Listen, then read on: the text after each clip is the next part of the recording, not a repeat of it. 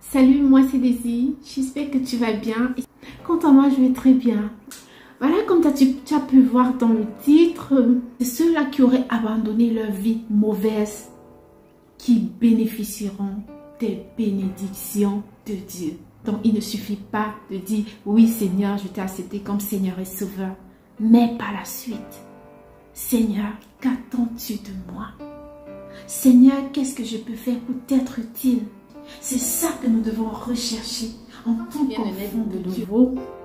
Ton intérêt, ta prière de tous les jours ne doit pas être basée sur tes intérêts personnels. Non. Ta priorité doit être Dieu. Tu dois chercher à lui plaire. Alors aujourd'hui, je voudrais t'interpeller là-dessus pour te dire que si tu as donné ta vie à Jésus-Christ, c'est quelque chose de merveilleux. Mais sache que cela ne s'arrête pas là. Sache que tu vas bénéficier de l'héritage des enfants de Dieu en t'accrochant à sa parole, en faisant la volonté de Dieu. Dieu se réjouit, oui, que tu l'as accepté comme Seigneur et Sauveur, que tu t'es repenti de tes péchés et que maintenant tu veux marcher dans ses voies. Parce que c'est ça que tu as dit lorsque tu as accepté Jésus-Christ comme Seigneur et Sauveur. Oui, c'est ça que dit la prière du salut. C'est beau de donner sa vie à Jésus. Mais c'est encore plus beau de persévérer. Alors, je voudrais t'interpeller aujourd'hui. Qu'est-ce que tu fais de ton temps? Qu'est-ce qui occupe tes pensées? Parce que ce qui fait plaisir à Jésus-Christ, c'est que tu deviennes quelqu'un de distingué, que tu deviennes quelqu'un d'agréable, qui reflète vraiment la nature de Christ en elle. C'est ce que Dieu attend de toi. Mais surtout que tu t'accroches à sa parole, la parole de Dieu qui est la clé. Parce que si tu connais la parole de Dieu, tu ne te laisseras pas tromper par Satan. Non. La Bible dit, résiste au diable et il fuira loin de toi. Je ne dis pas que c'est facile de résister, mais avec la parole, tu trouveras toujours la force d'y arriver. Cherche à lui plaire, à faire sa volonté. Dis Seigneur, oui, maintenant que je t'ai donné ma vie, maintenant que je t'ai accepté comme Seigneur et Sauveur, que je t'ai accepté dans ma vie, qu'est-ce que tu attends de moi? Qu'est-ce que tu veux faire à travers moi? Comment est-ce que je peux t'être utile? Ça, ce sont les choses qui sont agréables à Dieu. Ça, c'est ce qu'un enfant de Dieu doit ressentir, doit rechercher, les intérêts de Dieu. On ne doit plus te retrouver dans le commérage. On ne doit plus te trouver dans la masturbation. On ne doit plus te retrouver dans le vol. Non. Non. On ne doit plus te retrouver dans les choses anciennes. Tu dois montrer que désormais tu es distingué. Tu es enfant de Dieu. Quel privilège. Oui, aujourd'hui je veux te dire que tu as un privilège. Alors tu ne dois pas négliger le sacrifice de Jésus-Christ à la croix. Tu ne dois pas le banaliser. Tu dois reconnaître ton identité en Christ désormais. Tu dois être un exemple, un modèle pour les autres. C'est à ça que Jésus-Christ s'attend. Parce que beaucoup de personnes qui sont nées de nouveau se retrouvent par la suite frustrées parce qu'ils ont pu entendre que quand on donne sa vie à Jésus-Christ, alors tout serait désormais parfait, tout serait très beau et tout. Oui, c'est beau. C'est beau quand tu marches selon les voies de Dieu. C'est pas que tu restes les bras croisés et puis bah, tout est beau. Non, tu as ta part de choses à faire. Tu as tes actions à faire. Recherche la volonté de Dieu. Alors Dieu s'occupera de tes problèmes. Mais sauf que ce n'est pas ça qui doit te pousser à accepter Jésus dans ta vie. Ça ne doit pas être ça ton intérêt. Ton intérêt doit être l'amour de Dieu. Tout ce que tu dois faire doit être par amour pour Dieu. Parce que Dieu regarde beaucoup au cœur. Il regarde beaucoup au cœur. Tu ne peux pas aller voler quelque chose et venir donner en offrande à Jésus et il est content de ça. Non. Non. Ce sont des offrandes que Dieu n'aime pas. Cherche à plaire à Dieu et non aux hommes. Parce que ce que Dieu recherche, c'est que tu le sois agréable. Alors refuse toutes les choses qui t'éloignent de Dieu. Tu ne peux pas aimer le monde et aimer Dieu en même temps. Non, avec Dieu, c'est pas un pied dedans, un pied dehors. Alors, combat le bon combat. Résiste à la tentation, à toutes les tentations du monde qui cherchent à te détourner de Dieu. et choisis de marcher avec Jésus-Christ jusqu'au bout, que Jésus-Christ revienne te trouver vraiment digne de que tu reçoives la couronne que tu mérites. C'est ça que Dieu attend de toi et de moi. Et laisse Dieu faire de toi la personne qu'il veut que tu sois. Ne résiste pas à Dieu, mais résiste à ce monde qui cherche à tout prix à te détourner de la voie de Dieu, de la voie que Dieu a tracée pour toi. Et laisse Dieu te guider en toutes circonstances. Et si toi qui me regardes, toi qui m'écoutes en ce moment, tu t'es peut-être déjà détourné de Dieu. Voilà. Dis-toi que si tu écoutes ceci aujourd'hui, c'est parce que Dieu tient à toi. C'est un signe que Dieu tient à toi. Dieu veut que tu reviennes à lui. Dieu t'aime. Et il est prêt à te pardonner si tu te repens de tout ton cœur. Si tu te repens et que tu regrettes vraiment ce que tu as fait, Dieu est prêt à te pardonner et t'accepter pour un nouveau départ. Oui, ça arrive de pécher. Mais le pire, c'est de se plaire dans le péché.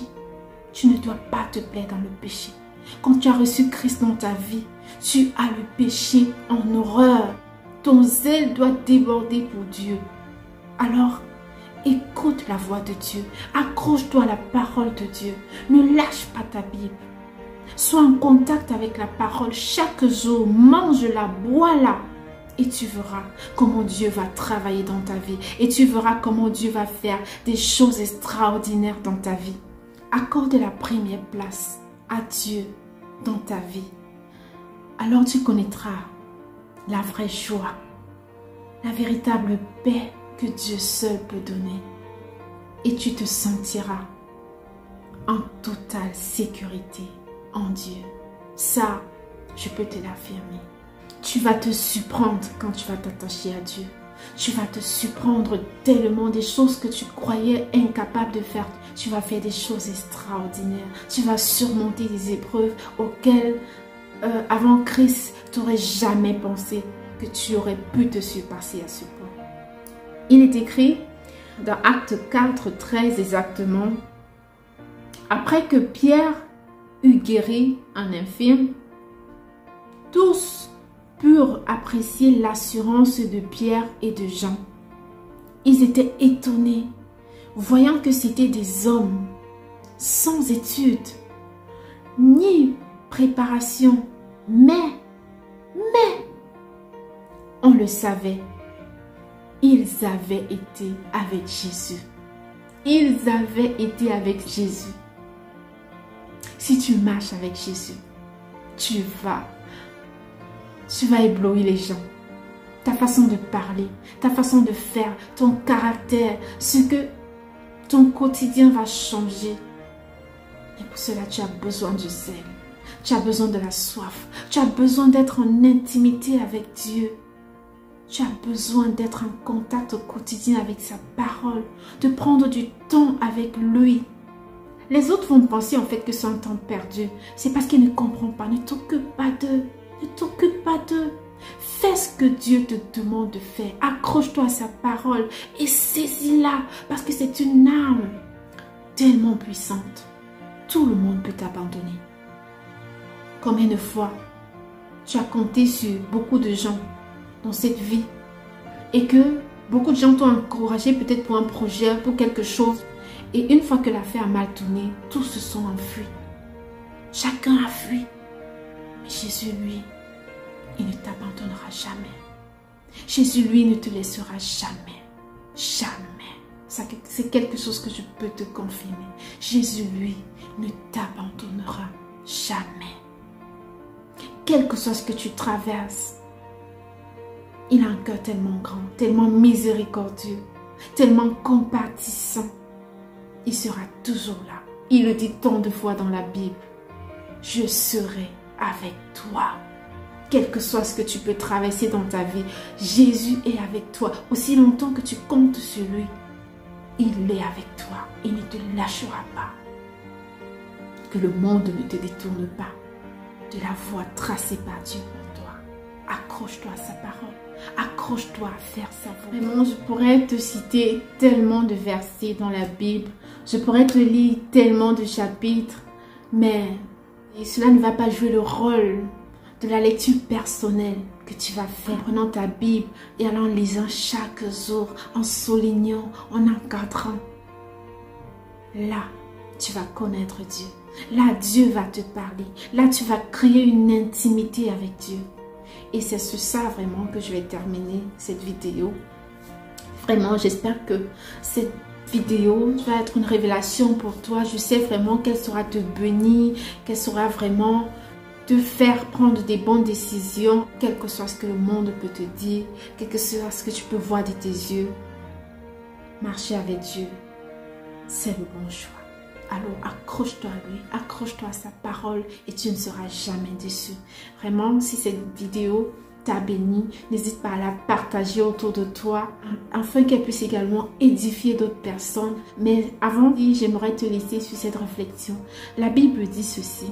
Il est écrit, où est le bénéfice si l'on gagne le monde entier et que l'on se détruit soi-même? Avec quoi va-t-on racheter sa propre vie? Je te laisse sur cette réflexion. Voilà, et bien de choses à toi. Que Dieu te garde. À la prochaine pour une nouvelle vidéo. Surtout, ne laisse pas le monde changer ton sourire, mais que ton sourire change le monde. Allez, bye!